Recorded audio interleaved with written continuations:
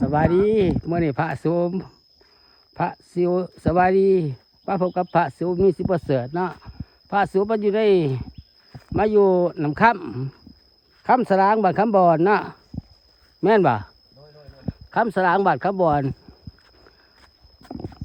เมืองสะสมบูรณ์แข็งจำปาสักเนาะสายสางใหญ่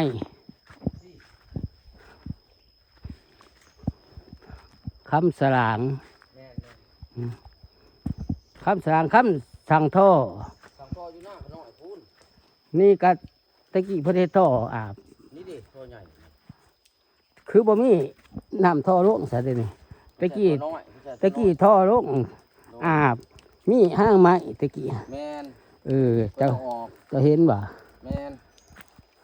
อันค สั่งใหม่ได้ ำครับอีหยัง ใส่สัก ครับสลาง โรยโรย อืม ไอ้ที่มีห้างไม้แต่ว่าใส่พอนี่พอพีพีซี อาบไหมอาบไหม ตัวใหญ่ที่บุไหล บ่ไรคงน้ำมันบ่มี พอแล้วมันหลดนั่นลาย โน่นทางนี้มันก็บ่ไรน้ำค่ ตัวนั้นครับสั่งบัตร ำพูนคำสังวาส แมนข้ามสั่งบัตรข้ามสั่งท่อตัวนั้นหัวหน้าขน้อย อันนี้ค จะล้าง ำสลาง โรยแต่พอ คำสลางคำสลางวัดตะกี้ โรยโรย อืม กัดตัวโล่งกระโล่งไม่เป็นไร ตอนที่ยิงน้ำงะอำไหล หมดแล้วฝนมันตกใส่บุไหลสั่งเกิน มันบ่มีน้ำดิ โดย มันโดกนี่มันโดกนี่ไป ตัวนี้แห้งนี่ร้อนมันทน เย็นเนาะเย็นเนาะเย็นเย็นเย็นเย็นเย็นเย็นเย็น พัดสังวัดตัวนั้นเอาตัวนั้นมันมีทอมีหยังมัน บ่มีทอเป็นช้างอันนั้นคำสังวาส คำสังทอใกล้ไรไปหอดลุงหัวหน้าจะเข้า หน้า จะสื่อนี่ ข้อยก็เห็นแต่เนาะขอยจักเบิดแหละ แมนกินอยู่หันแหละเบิดบาทเบิดเมืองบ้านใดบ้านไหนกันน้องแห้งกินอยู่หันกัน น้องแห้งตักหลางกินอยู่หัน แมนโคเปิด แล้วนี่เขาตะบ่สูกินไปกินน้ำบริสุทธิ์น้อยคนมากินบัดนี้ อยู่นี่มัน มีน้ำบริสุทธิ์เด้ไม่ว่ามันต้องกินบ่ฮอดนี่ อยู่หันมันลดขึ้นหอดโดด นั่นคือจังบ่ฮอดแต่คือจังตากเอา โบแล้วขึ้นรถทางหมดแล้วตาเอาคือกัน บ่ฮอดสร้างบ่ โดยกันหน่อย ตะกี้คือจังบ่ฮอดสร้าง หอดได้เนาะข้าจังหวัดบ่หอดทางทอนหอดได้ สร้างท่อแหล้ว โดย สร้างทั้งวัดมันสิฮอดยังสร้างคำสังวาส ก็โตต้องวัดก็โตนี่แหละนี่เลยตัวน้ำโตบ่ไร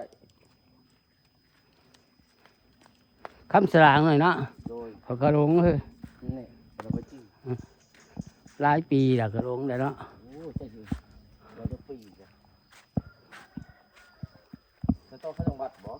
บ่ บ่ไปนี่เลยเหรอ มาเลย เราไปมาจับแก มาเลยอุที่คำสลาง นี่แหละสร้างเดิม นี่เนาะทางเดิมเนาะเขาขึ้นก็จะขึ้นไปนี่เลยตะ เอา กี้ ขึ้นไปกับแม่นโดดขึ้นไปใช่ฮะ ขึ้นให้เนี่ย ขึ้นให้แล้วขึ้นให้ขึ้นไปสวรรค์ตะกี้ แม่นชวน อย่างว่าอย่างคุ้ย โดย เออ น้องรับขึ้นเลย น้องดักขึ้นไปนี่แหละ น้ำบ่อน้องนี่น้ำแต่น้องจะห้อง โอ้ยเย็นเลยอากาศเย็นอีดีเนาะอยู่ที่พระโสอยู่ที่น้ำคำสลางเนาะอยู่ที่คำสลาง เด็กกูมองไงคือว่า ใต้ สร้างขึ้นมา ให้ด้วยส้มเด้อ FC ทั้งหลายเด้อฝากติดตามส่องยูทูบของพระโสมีสิบเปอร์เซ็นต์เด้อกดไลค์กดแชร์ให้แน่กดติดตามให้แน่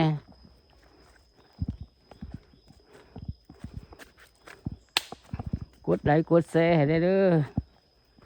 ฝากติดตามให้แน่อยู่ที่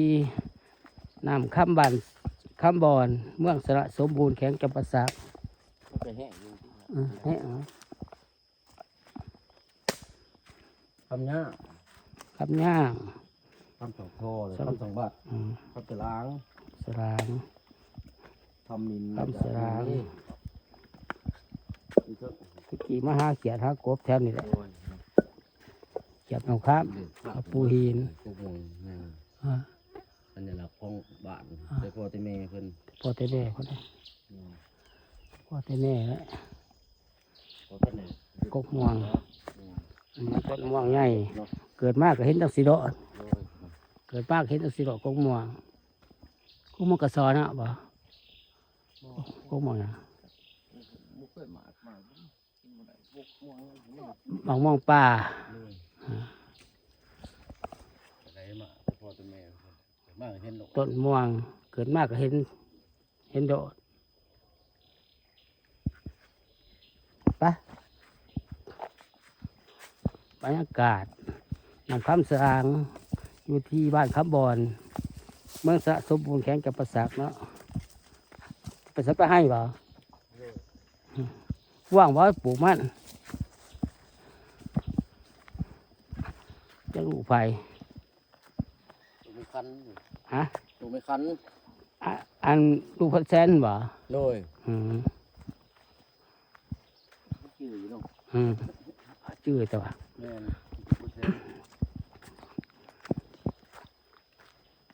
ผู้เดียวนั่นแหละ อืมไปผู้เดียวแหล้วสิ้นกับผู้เดียว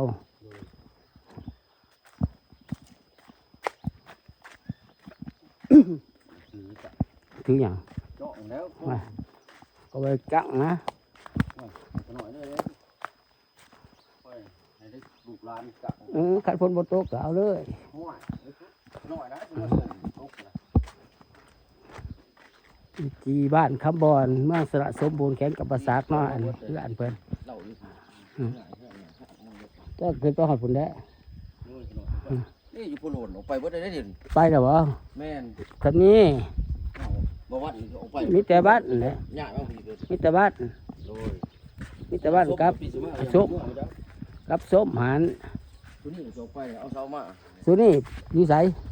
แกเสามาได้ลุดเดินไปเลยเลย บ้างไหน นั่นแหละอยู่ทึก อยู่เทิง ฝากทางฝากห้องพี่สิเลยเอาเสามาได้ ในผู้หันบ่ทาง โดย ทางเทิง ทึ่ง เตียงอัน แต่ก่อนทึ่งเสียง เออ เนี่ยแต่ก่อน เออ คนเฮ็ดลุดเดินเลยเอาเสามาดีกว่าเดี๋ยวผมให้ย่อเลยนี่มา บ้านคำบอนเมืองคงเมืองสระสมบูรณ์โอ้ยหลงเลยเว้ยบ้านคำบอนเมืองสระสมบูรณ์นะแข็งจะประสาท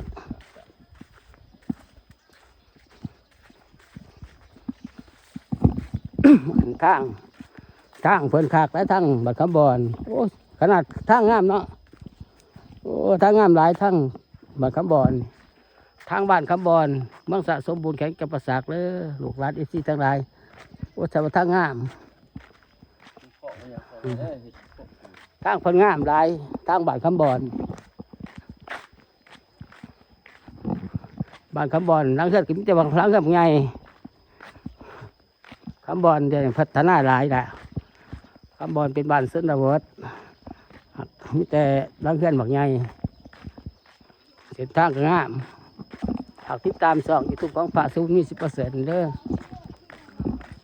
อันนี้อยู่พระสูอยู่ที่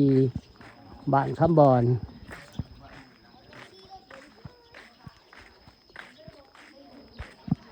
บ้างไรเพื่อนอ่ะนะเพื่อนสนุกบ้างไร อยู่ อืม ดู อยุ่มบ่ เลย เลาะเด่นเลาะเด่นมา ไล่โซ่ บ่อยไรสดบ้างไรเพื่อนสนุก ยีดุม อยุ่ม เลย ไปทั้งไรตัดไปติดจังหน่อย ลูกซ้อนแต่ว่า วิธีบ้านคำบอนเมืองสระสมบูรณ์แข็งจำปาสักนะพระสุมาดูที่ เมื่อนั่งนี่วะ แม่